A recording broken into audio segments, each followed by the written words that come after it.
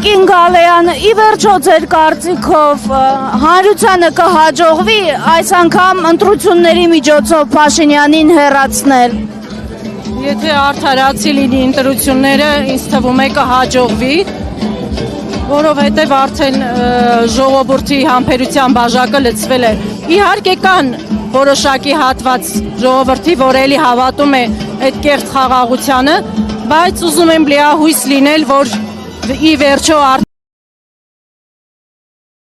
արդարությունը կա։ Ցավոք սրտի զոհվեցին եւ ով բարբերաբար կարծես թե մահվան շունչ է, հա,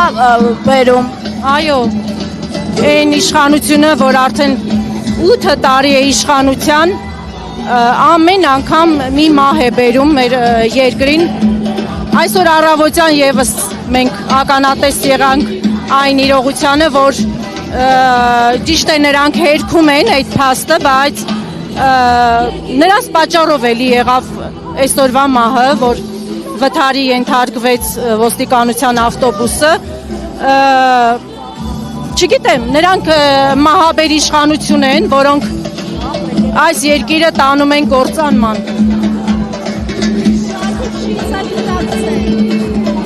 Գիտակցեն։ Իհարկե խելացի մասան, որոնք տեսնում են այս իրականությունը, բնականաբար նրանք չեն ընտրելու ներկայիս իշխանությանը։ Ուզում եմ